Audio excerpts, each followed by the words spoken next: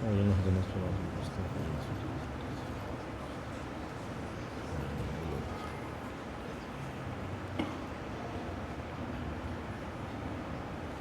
أعوذ بالله السميع العليم من الشيطان اللعين الرجيم.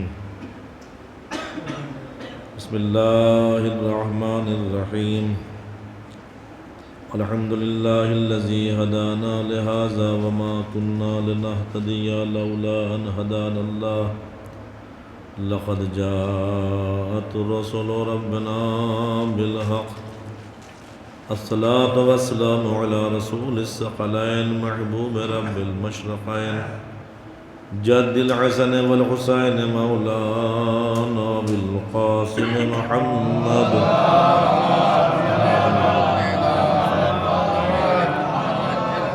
وعلى آله الطيبين الطاهرين المعصومين المظلومين المنتخبين المنتجبين ولعنة الله على أعدائهم أجمعين.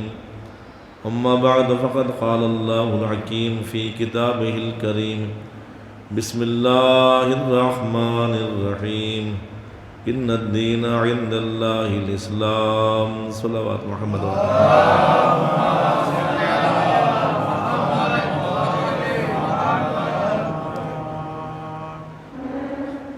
پروردگار عالم ارشاد فرما رہا ہے کہ بتحقیق اللہ کے نزدیک پسندیدہ دین صرف اسلام ہے. گویا کہ اسلام دنیا کا ایک وہ واحد اور اکلوتا مذہب ہے کہ جو خود اللہ کا پسندیدہ ہے. اب ظاہر سی بات، جو اللہ کا پسندیدہ ہو اس میں کسی قسم کا ریب اور عیب نہیں پایا جا سکتا. عزیزان محترم، اس دین کی اہمیت اور فوقیت و افضلیت کا اندازہ کوئی نہیں لگا سکتا کہ اس دین کی کیا اہمیت ہے. چونکہ در حقیقت جو اس دین کی اہمیت کا اندازہ لگا لیتے ہیں، اس کی عظمت و رفعت کو سمجھ جاتے ہیں، وہ اس پر اپنا سب کچھ قربان کر دیتے ہیں. لیکن جہاں دین کی معرفت نہ ہو، ان حالات میں انسان اپنی خواہشات پر احکام دین کو قربان کر دیتا ہے. میں اس دین کی عظمت و اہمیت سے متعلق اور کیا کہوں. میں ایک جملہ آپ کی خدمت میں عرض کر دوں کہ اگر یہ جملہ آپ حضرات تک پہنچ گیا تو آپ اس دین کی عظمت کا اندازہ کر سکیں گے کہ یہ وہ باعظمت دین ہے کہ جس پر حسین جیسی شخصیت اپنا گھر لٹا دیتی ہے، اپنا سر دے دیتی ہے. صرف ایک جملہ یہی کافی ہے. اگر اسی جملے کا ہم اندازہ کر لیں تو ہمیں سمجھ میں آئے گا یہ دین کیا ہے. چونکہ ہمارا مسئلہ یہ ہے کہ ہم دین کو مانتے تو ہیں لیکن دین فہمی کا جذبہ ہمارے اندر نہیں پایا جاتا.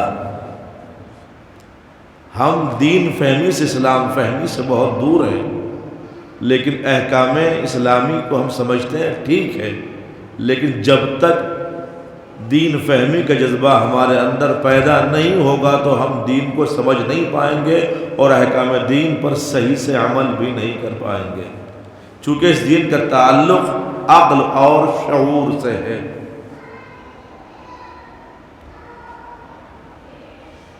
جہاں عقل ہوگی، جو صاحب شعور ہوگا وہ اس دین کی عظمت و اہمیت کو سمجھے گا.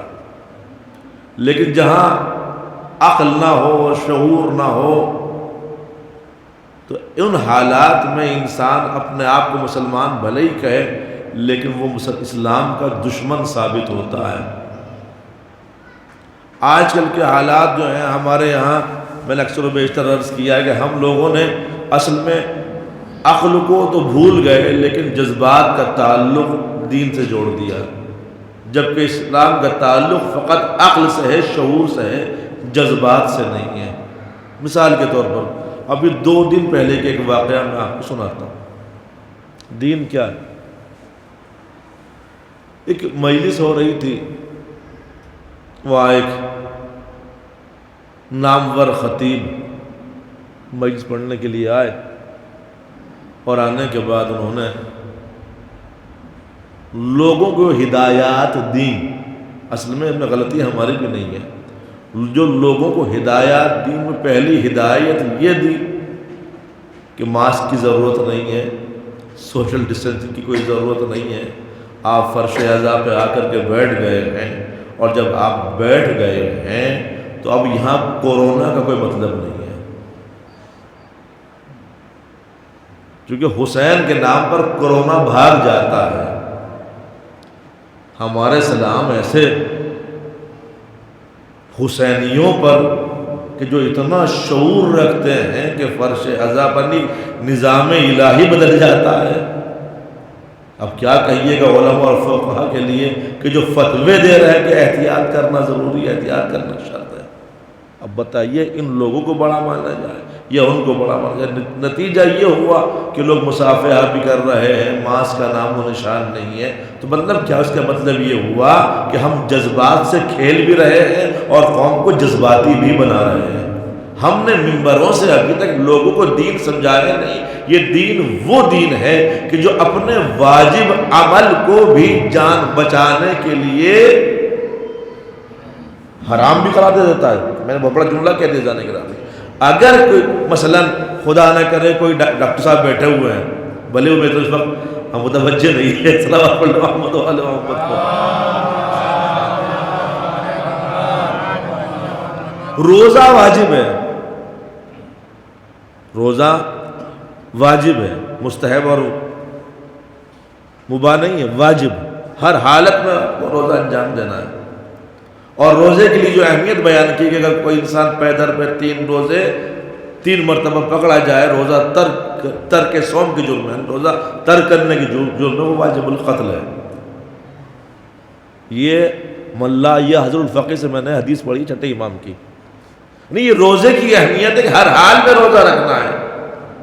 لیکن کوئی انسان ایسا ہے کہ جو بیمار ہے اور ڈاکٹر یہ کہتے کہ اگر آپ روزہ رکھیں گے تو آپ کی جان خطرے میں پڑ سکتی ہے، تو جو اسلام نے روزہ واجب قرار دیا تھا، اب چونکہ ڈاکٹر نے مشورہ دے دیا کہ آپ کی جان جانے کا خطرہ ہے، جان کے نقصان کا خطرہ ہے، تو اب شریعت کا حکم یہ ہے اب یہاں آپ روزہ نہیں رکھ سکتے۔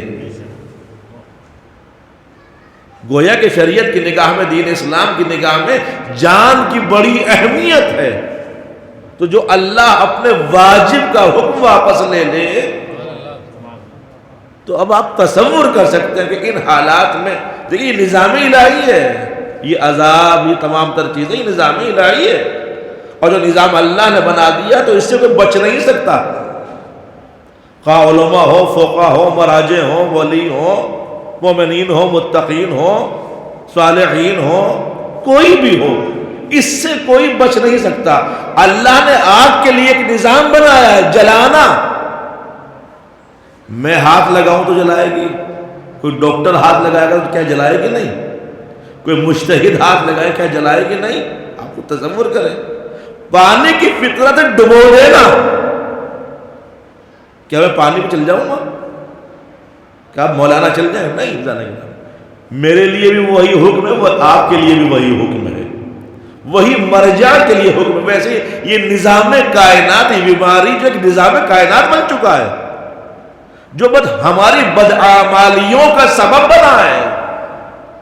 آپ تصور کریں کہ ایک ایسا جراثیم کہ جو دکھائی بھی نہیں دیتا، پوری دنیا ڈر رہی ہے، ایک ایسا وائرس جو نظر نہیں آ رہا ہے، نظر نہ آنے والے سے لوگ اتنا ڈر رہے ہیں۔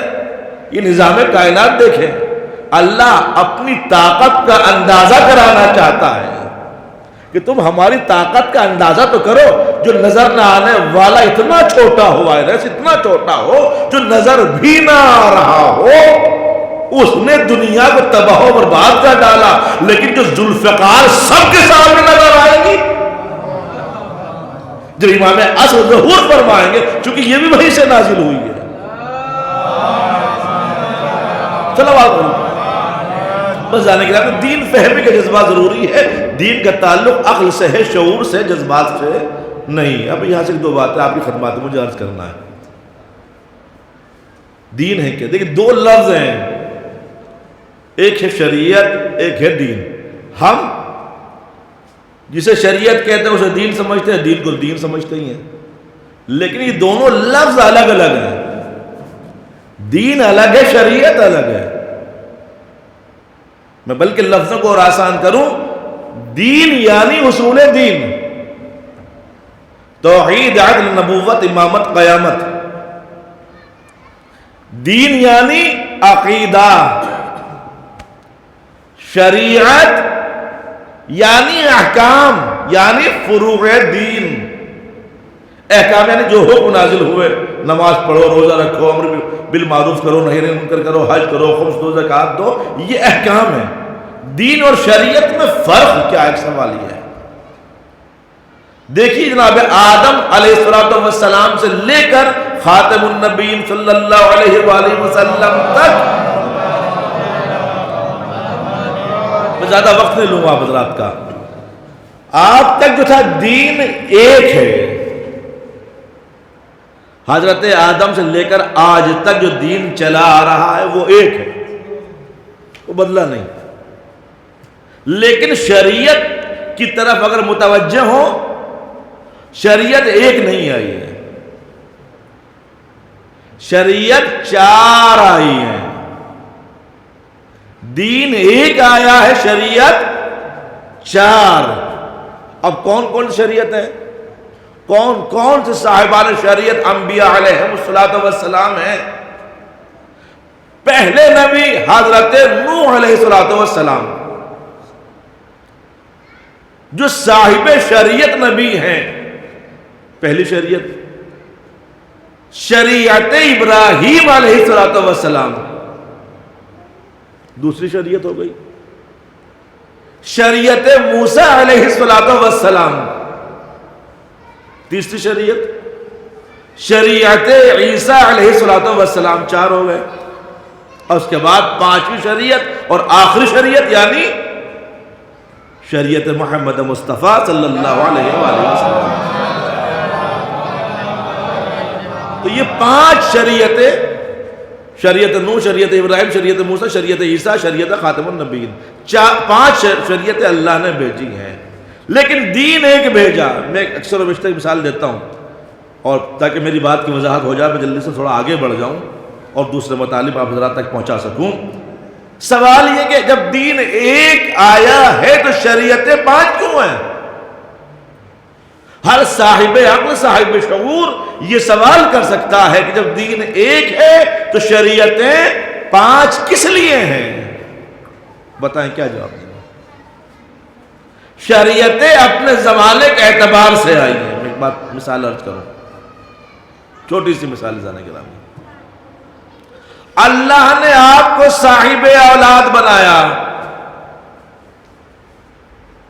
ٹھیک ہے. جب بچہ پیدا ہوا تو بچے کی پہلی غذا کیا ہے؟ ڈاکٹر صاحب بیٹھے ہوئے ہیں سامنے. بچے کی پہلی غذا کیا ہونی چاہیے؟ حالانکہ ہمارے جو روایات میں آیا ہے کہ پہلی غذا آب زمزم ہو یا پھر ہلکی سی بچے کو خاک شفا بھی چٹانی چاہیے. لیکن بچے کی اصل اور پہلی غذا ہے ماں کا دودھ، ٹھیک ہے. شریعت کا حکم یہی کہ بچے کے لیے بہترین غذا ماں کے دودھ سے اچھا کچھ ہو نہیں سکتا ہے، ٹھیک ہے. اب کیا بچہ ہمیشہ ماں کا دودھ پیتا رہے گا؟ کچھ دنوں تک بچہ ماں کا دودھ پیے گا، لیکن ایک وقت ایسا آتا ہے کہ اب ڈاکٹر کہتے ہیں کہ اب فقط دودھ نہیں، اب دوسری غذائیں جو میڈیکل سائنس نے بنائی ہے، مثلا سرالے کا ہوتا ہے، کیا کیا ہوتا ہے، وہ ہلکی غذا دی جاتی ہیں. تو اس کے بعد پھر اس سے اور ہیوی غذا دی جاتی ہے، اس کے بعد اس سے اور ہیوی غذا دی جاتی ہے، اس کے بعد اور ہیوی غذا دی جاتی ہے. اس کے بعد ایک منزل وہ آتی ہے بچے کو کچھ بھی کھلا دے سب ہضم کر لیتا ہے. بچے کو آپ کچھ بھی کھلا دیں وہ ہضم کر لیتا ہے. میری بات سمجھ میں آئی؟ یعنی وجود کے اعتبار سے غذا دی جاتی ہے. دوسری مثال اور عرض کروں تاکہ میری بات اور واضح ہو، اسے ذہن عالی میں رکھیے گا. یہ بچہ آیا، میں نے غذا سے مثال دی، لباس سے مثال سن لیجیے. بچہ ہوا، جب بچہ پیدا ہوا، وہ ذہن میں رکھیے شریعتیں 5 کیوں ہیں، دین 1 کیوں. بچہ پیدا ہوا، جب پیدا ہوا تو نانی نے، خالہ نے، پھوپھیوں نے، دادی نے جو کپڑے سلے دو پہنا دیے اس کو. لیکن پہنتا رہا، ایک منزل وہ آئی کہ اب بچے کو آپ لباس سلوا کے پہنا رہے ہیں. اور بڑا ہوا تو اب یہ مارکیٹ پہنچ کے کپڑا خرید لیا آپ نے، اور ٹیلر کیا سلوایا، بچے کو پہنا دیا. لیکن جب آپ نے یہ کپڑا سلوایا، ٹیلر سے سلوایا، پہنتا رہا بچہ. ایک منزل وہ آئے کہ وہ بچے پر لباس چھوٹا ہو گیا، پھر سلوانا پڑا آپ کو. لباس میں کوئی کمی ہے کہ نہیں؟ کیونکہ بچے کا قد بڑھ گیا، لباس چھوٹا ہو گیا، ظاہر سی بات ہے. پھر آپ نے لباس سلوایا، بچے نے پھر پہنا، بچہ پہنتا رہا. ایک منزل پھر آئی، پھر چھوٹا ہو گیا. یہ کیوں ہو رہا ہے؟ کہ مولانا بچے کا قد بڑھ رہا ہے. میں ایک منزل تک لے جانا چاہتا ہوں آپ کو. اب ایک نتیجہ یہ ہے کہ ایک منزل ایسی آئی کہ اب جو لباس سلا وہ مرتے دم تک کام آیا. وہ مرتے دم تک کام آیا. کیوں؟ کیونکہ اب قد بڑھنا رک گیا. اب جو لباس سلے گا وہ مرتے دم تک کام آئے گا. دین 1 کیوں، شریعت اللہ نے 5 کیوں بھیجی ہے، میں اس کی وضاحت کرنا چاہتا ہوں. دیکھیں، جب تک عقل انسانی کا قد چھوٹا تھا شریعت نوح آ گئی. شریعت، اور اس کے بعد جب عقل انسانی قد اور بڑھا شریعت ابراہیم آ گئی. اس کے بعد جب عقل انسانی کا قد اور بڑھا شریعت موسیٰ آ گئی. جب قد اور بڑھا تو شریعت عیسیٰ آ گئی. اور جب عقل انسانی کا قد اپنی منزل معراج تک پہنچا تو شریعت خاتم النبیین آ گئی. یعنی اب یہ شریعت قیامت تک ہمارے ساتھ میں رہے گی.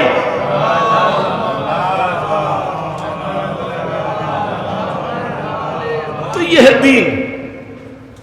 اس دین کی عظمت و اہمیت کا اندازہ ہم کیسے کریں؟ میں ایک بات، چونکہ اب وقت زیادہ ہو جائے گا، اس دین میں جو احکام ہیں، انبیاء کی آپ یاد بناتے ہیں. قرآن مجید میں بہت سے انبیاء کا تذکرہ ہے. جناب آدم کا تذکرہ ہے، جناب ابراہیم کا تذکرہ ہے. پہلے صاحب شریعت نبی ہے نوح علیہ السلام. کون نہیں جانتا نوح کو؟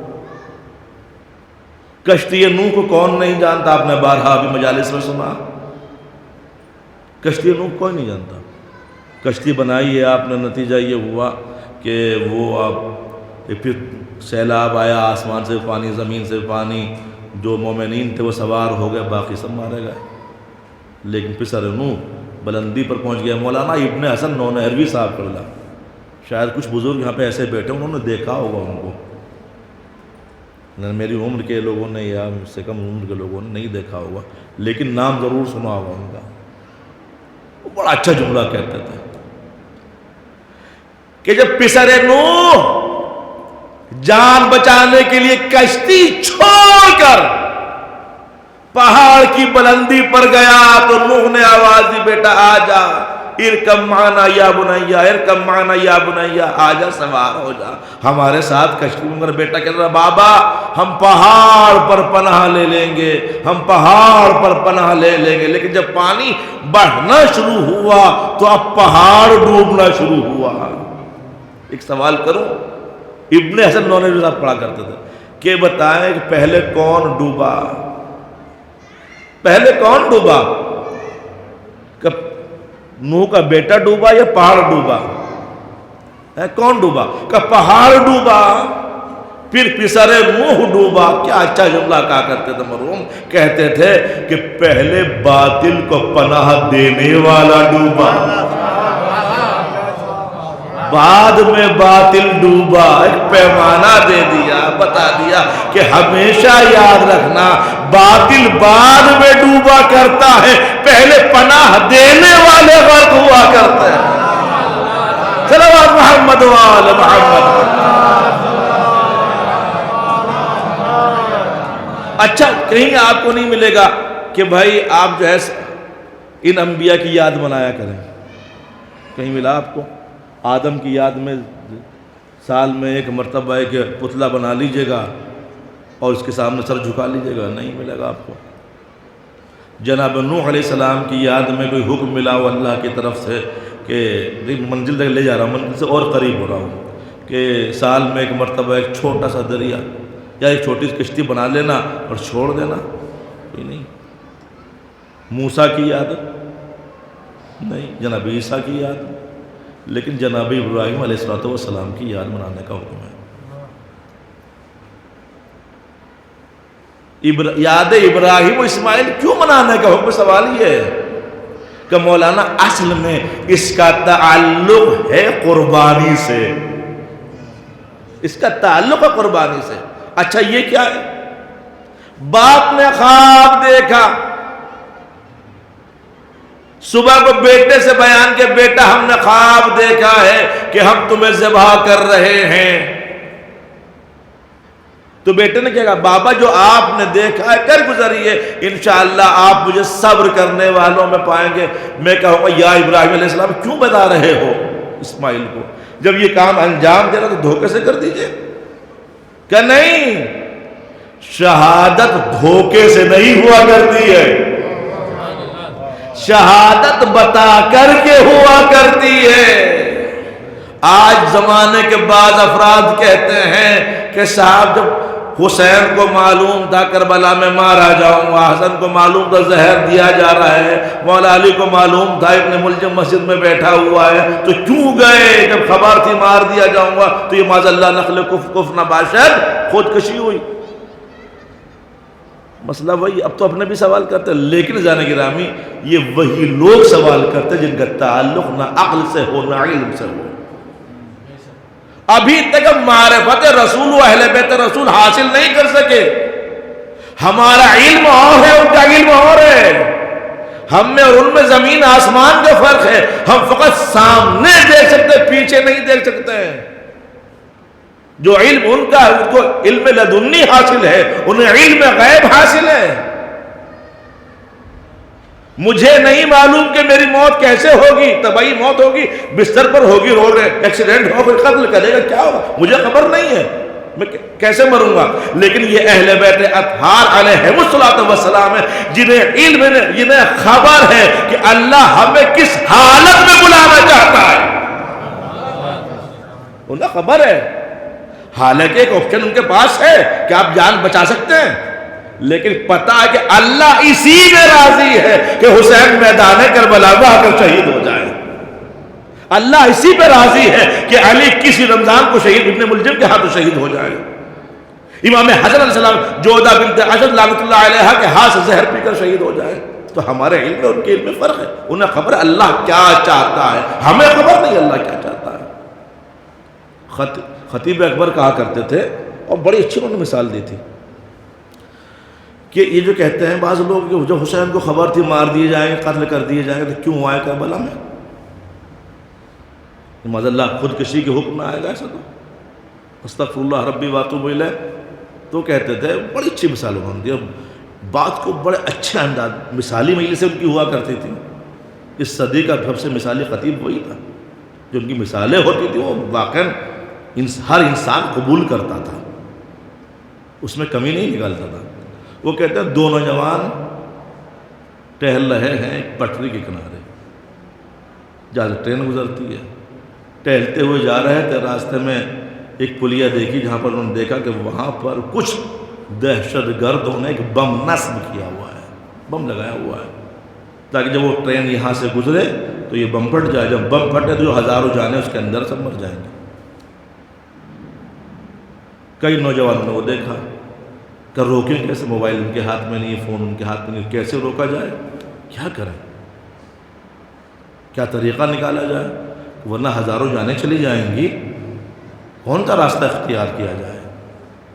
تو انہوں نے ان میں سے ایک نے کہا ایک کام کرتے ہیں، چونکہ جب ٹرین میں کسی چیز سے، کسی جانور وغیرہ سے یا انسان سے ایکسیڈنٹ ہوتا ہے تو ٹرین رک جاتی ہے، ایک کام کرتے ہیں کہ تم ایک کام کرو، سائڈ میں کھڑے ہو جاؤ اور میں ٹرین کے سامنے جا رہا ہوں، اور جیسے ٹرین مجھ سے ٹکرائے گی میرا ایکسیڈنٹ ہوگا اور میرے جسم کے اعضاء بکھر جائیں گے، مگر ٹرین رک جائے گی، اور جب ٹرین رک جائے گی تو بول دینا کہ اس نے خودکشی نہیں کی ہے بلکہ آپ کی جانیں بچانے کے لیے اپنی جان دی ہے۔ مجھے بتائیں کیا یہ خودکشی ہے؟ خودکشی کہیے گا اس کو آپ؟ ایک جان دے کر کے ہزاروں جانیں بچا رہا ہے، اور جب ایکسیڈنٹ ہوا مارا گیا تو ٹرین رک کے جا کر بتایا، اب سرکار کو خبر ملی، جو ہے رپورٹرز آ گئے، پترکار آ گئے، ایک ہنگامہ پوری دنیا میں اس کے نام کا کہ ایک نے اپنی جان دے کر ہزاروں جانیں بچا لی۔ اخباروں میں اس کا نام ہے، انتہا کے کالج میں اس کا نام چل رہا ہے، اور روڈ اس کے نام سے منسوب کیے جا رہے ہیں، اسکول کالج اس کے نام سے منسوب کیے جا رہے ہیں، یونیورسٹی اس کے نام سے منسوب کی جا رہی ہے، چوراہے اس کے نام سے منسوب کیے جا رہے ہیں، اور میڈیا پر اسی کا تذکرہ ہو رہا ہے۔ کیوں؟ اس کی تعریفیں ہو رہی ہیں کہ بھائی تعریف کیوں کر رہے ہو؟ اس نے تو خودکشی کی ہے۔ کیا خودکشی نہیں کہیں گے اس کو؟ کہا کیوں؟ چونکہ اس نے اپنی جان دے کر ہزاروں جانیں بچائی ہیں۔ تو دنیاوی میڈیا کے پاس اتنا شعور ہے کہ اگر ایک جان دینے کے بعد ہزاروں جان بچا لے تو خودکشی کے حکم میں نہیں بلکہ شہادت کہلاتا ہے۔ اب امام حسین علیہ السلام جو میدان کربلا میں اپنی جان دی ہے، حضرت حسین علیہ السلام نے آدم سے لے کر خاتم تک تمام انبیاء کی محنتوں کو بچایا تھا، انسانیت کو بچایا تھا، مذہب کو بچایا، دین کو بچایا، اسلام کو بچایا۔ صلوات محمد و علی محمد۔ تو باپ کا بیٹا میں نے خواب دیکھا کہ تمہیں ذبح کر رہا ہوں، کہ جو دیکھا کر گزریے، صبح کو کہتے تیار ہو جاؤ، تیار کر کے لے چلے۔ اچھا، اس قربانی کے واقعے میں چند کردار ہیں۔ ایک باپ کا کردار جناب ابراہیم علیہ السلام کا، دوسرا کردار بیٹے کا ہے، ٹھیک ہے، تیسرا کردار حضرت ہاجرہ جو جناب اسماعیل علیہ السلام کی والدہ تھی، حبش کی رہنے والی، چھوٹا سا قد تھا ان کا بھی۔ تین کردار ہو۔ چوتھا کردار، ایک کردار اور بھی تو ہے نا، تو چوتھا کردار کون ہے؟ شیطان، ابلیس۔ جن لوگوں نے جواب دیا ان کی صحت و سلامتی کے لیے صلوات پڑھ دیجیے آپ حضرات۔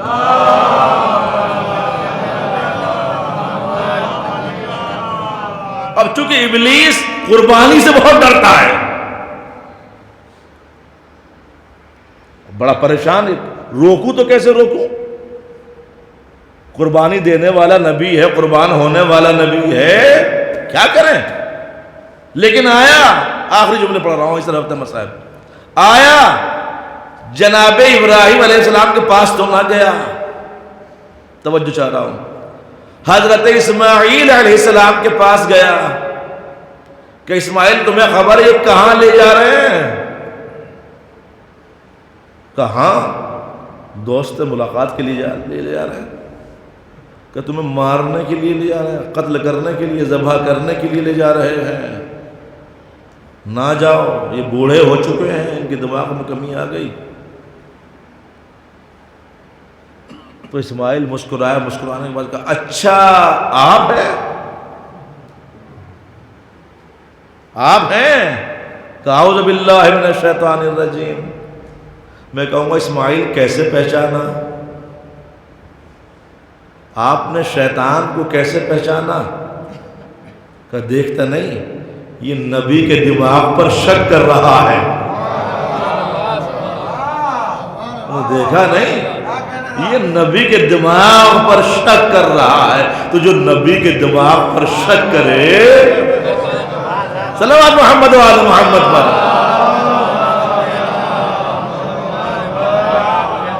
تو دیکھا بات نہیں بنی، دال نہیں گلی یہاں پر، کہا چلو، عورت بڑی نازک مزاج ہوتی ہیں، بڑی حساس ہوتی ہیں، وہاں کام چل جائے گا۔ دوڑتا ہوا گیا، ہاجرہ ہاجرہ ہاجرہ، کہ کیا بات ہے، کون ہو؟ کہ تمہیں خبر تمہارے شوہر تمہارے بچے کو کہاں لے گیا ہے؟ کہ دوست سے ملاقات کے لیے گیا ہے۔ کہ نہیں، ذبح کرنے لے کے جلدی نکلو گھر سے باہر۔ اپنے بیٹے کو بچا لو. اللہ اکبر. ہاجرہ جلدی گھر سے باہر نکلو، آؤ جلدی سے، اپنے بیٹے کو بچا لو. ہاجرہ تھی، ایک معصوم نبی کی زوجہ تھی، ایک معصوم نبی کی ماں تھی. تو ہاجرہ نے پہچانے، اچھا آپ. پتھر اٹھایا، اٹھانے کے بعد مارا، ابلیس دور ہو جا. اللہ اکبر. میں کہوں گا بی بی ہاجرہ کیسے پہچانا؟ بی بی ہاجرہ کیسے پہچانا یہ ابلیس ہے کہ دیکھتا نہیں ہے یہ ناموس نبی کو گھر سے باہر نکلنے کا مشورہ دے رہا ہے. تو جو ناموس نبی کو گھر سے نکال کر باہر لے رہا ہے وہ ابلیس ہوا کرتا ہے. صلوات محمد و آل محمد.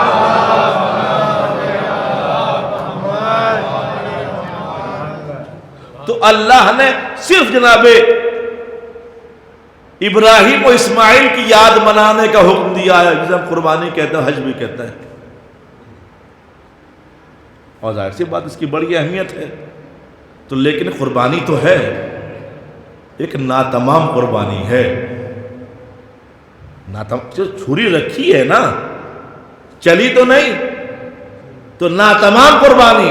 جب اللہ کی نگاہ میں ناتمام قربانی کی یہ اہمیت ہے، تو جو قربانی تمام ہو جائے اس حسین کی یاد منانا کہاں سے بدعت ہو سکتا ہے؟ صلوات محمد و آل محمد. اس میں جناب حضرت ابا عبداللہ الحسین علیہ السلام کی یاد، ان کی قربانی، ناتمام قربانی کا حکم اللہ نے دے دیا، تو وہ قربانی کیسے بھولائی جا سکتی؟ سنت ہے، رسول ہے.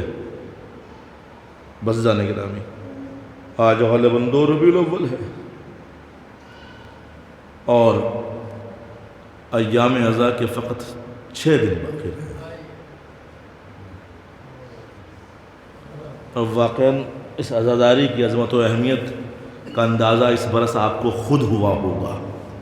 جب شروع میں کچھ مجلسیں کرنے کا موقع نہیں ملا تو دل تڑپتا تھا، ہائے حسین کا غم نہیں کر سکے، حسین کے غم میں آنسو نہ بہا سکے، حسین کی عزاداری نہیں کر سکے. اللہ اکبر، کیسے تڑپتے تھے عزاداران سید الشہداء.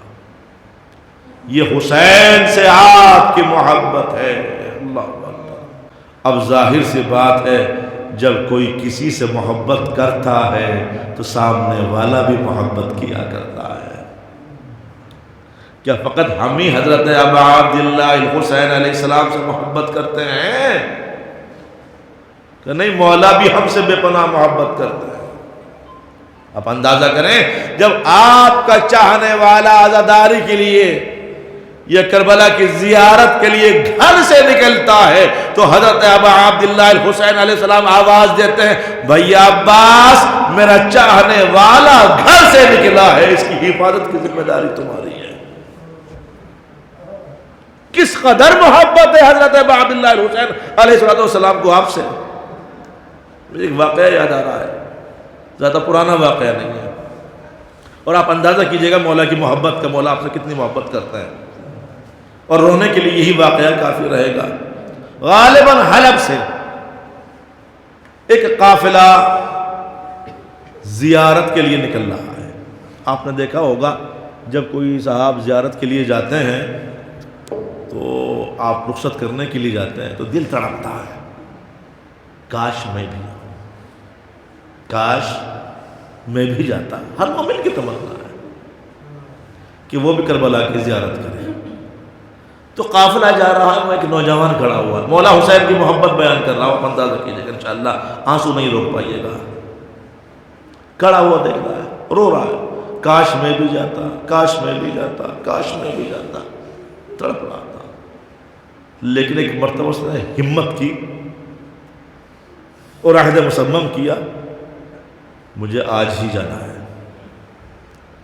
قافلے والے رکو، میں بھی تیار ہو کے آ رہا ہوں، اپنا سامان لے کر کے آ رہا ہوں، مگر قافلے والے نہ رکے، وہ گھر گیا دوڑتا ہوا، جلدی سے گھر والوں سے کہا جلدی کھانا تیار کرو، میرے کپڑے دو، میں حضرت ابا عبداللہ الحسین علیہ السلام کی زیارت کے لیے جا رہا ہوں۔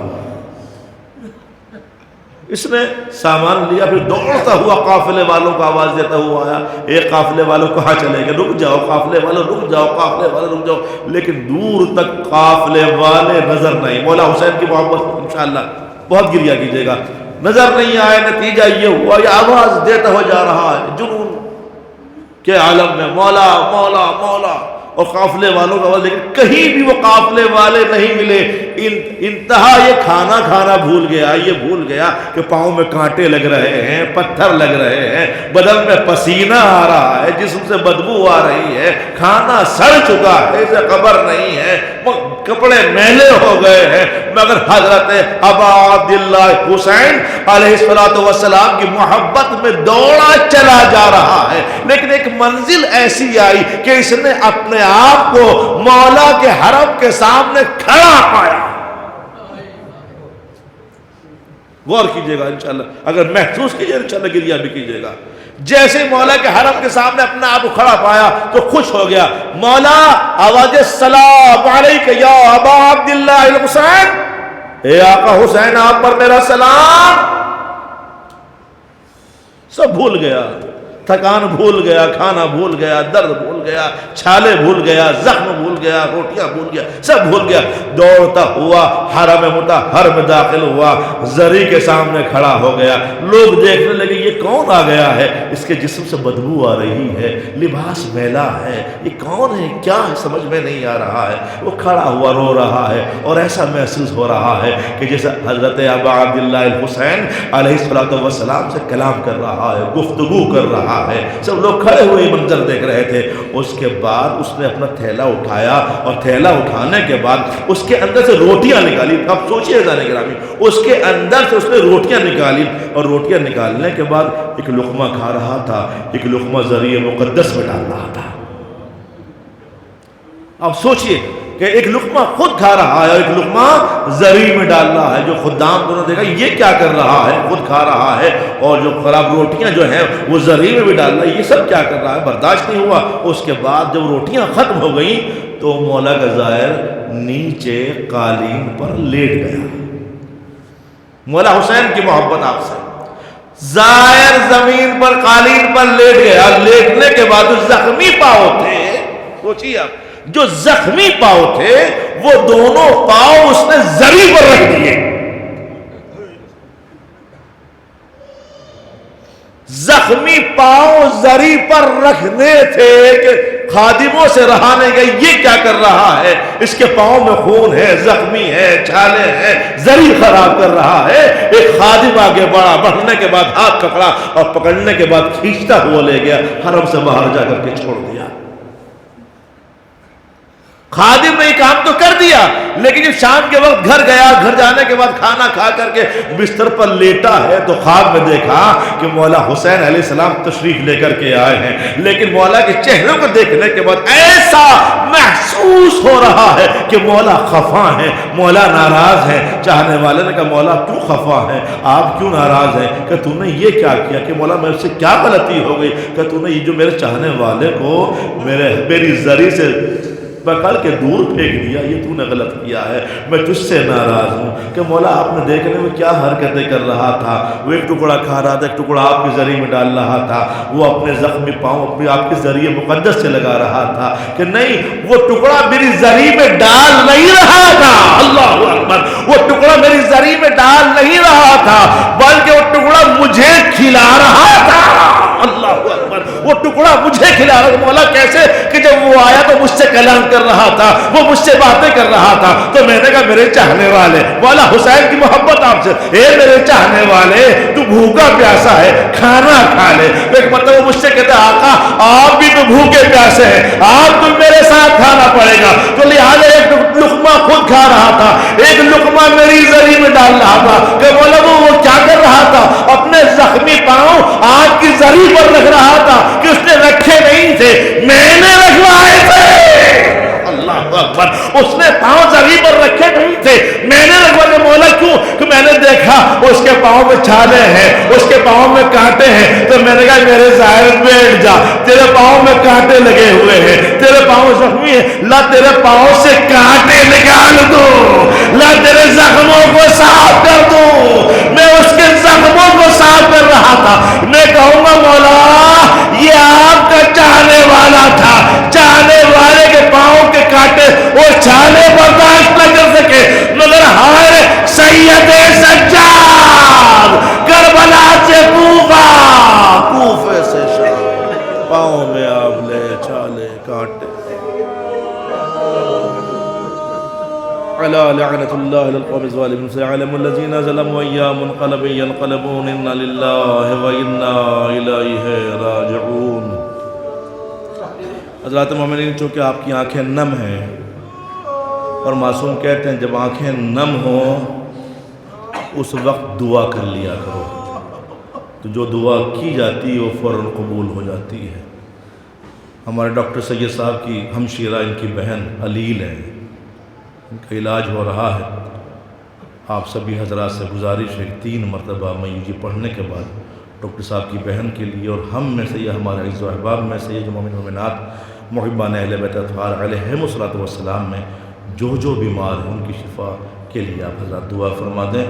اللہم صل علی محمد و آل محمد، بسم اللہ الرحمن الرحیم، امن یجیب المضطر اذا دعاہ ویکشف السوء، امن یجیب المضطر اذا دعاہ ویکشف السوء، امن یجیب المضطر اذا دعاہ ویکشف السوء۔